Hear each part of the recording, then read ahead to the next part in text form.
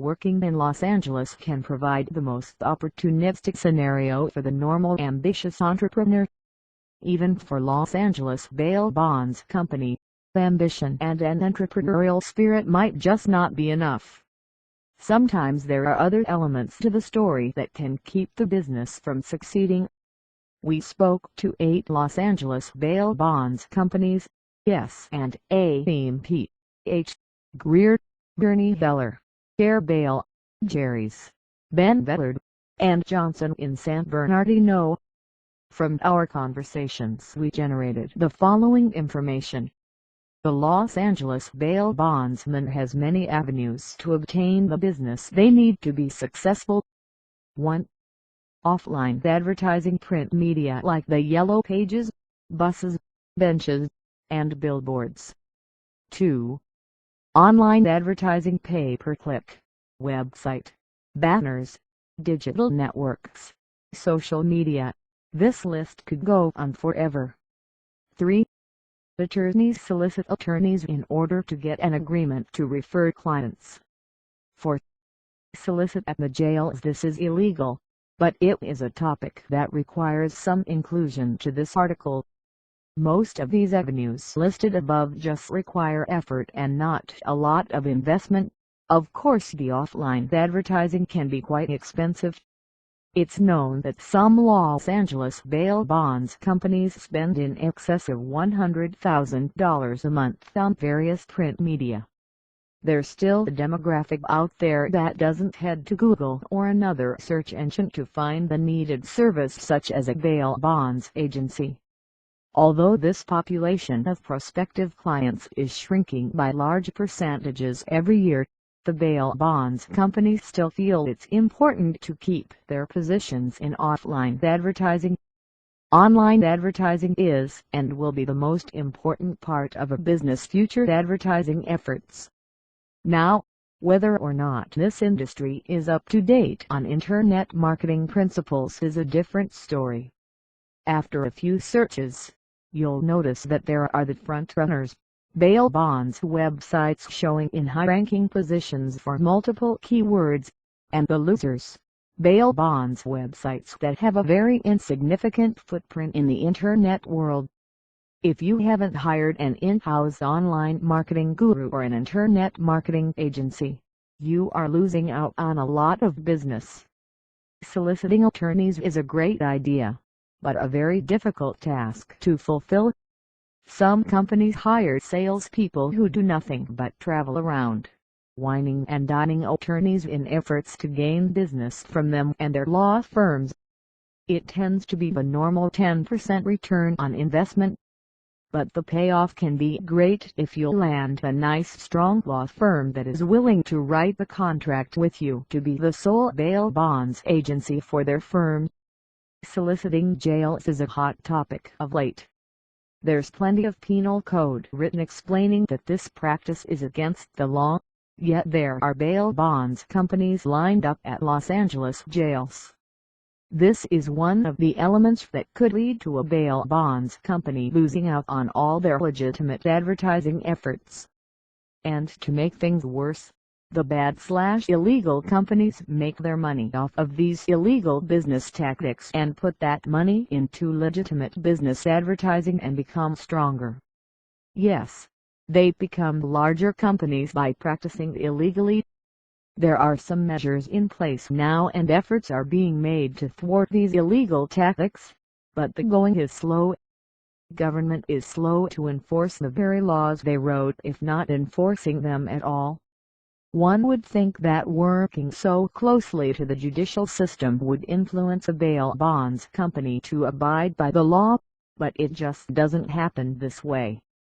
There are ethical businesses and unethical businesses, and it's up to the ethical businesses to stand up for their rights and force all bail bonds companies in the industry to comply with the actual written law. This is probably what will need to happen in order for the government to do anything at all. The other element that might keep a bail bonds company from succeeding is the economy. Nowadays people have less discretionary money to throw away on Joe Bob, their son, who's sitting in a Los Angeles jail. Before, When the economy was hitting its stride, real estate was booming, and people were buying new cars, going out to lunch, dinner, and breakfast in the same day, throwing away anywhere from $1,000 to $10,000 on a bail bond to get their loved one out of the Los Angeles jail was an easy decision. Now, the Los Angeles Bail Bonds companies get a call from a mother who has a son in jail for a $25,000 domestic violence charge. The call goes like this. "Hello, my son is in the Los Angeles jail. His bail is $25,000 for a domestic violence charge. What do I need to do to get him out?" Bail bondsman: "Thank you for calling, ma'am. You will need a state-regulated premium of $2,500, paid to us, the bail bonds company, to bail out your son." "Mom, $2,500. Well, if I don't bail him out, how long will he be in jail?" Bail bondsman: "Let me check. His court date is set for this Friday, 3 days from now."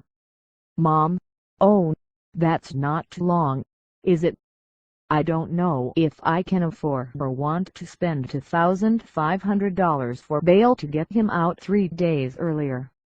Bail bondsman: "Yes ma'am, I understand, but if you bail him out, the court date will be reset to probably a month or so from now, and he'll have time to get his ducks in a row so that when he goes in front of the judge, he'll be prepared."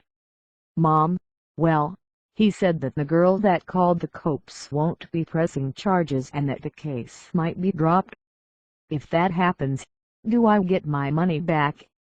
Bail bondsman: "No ma'am, once we move into a contract, the $2,500 premium is non-refundable, even if the case is dropped and the bond is exonerated."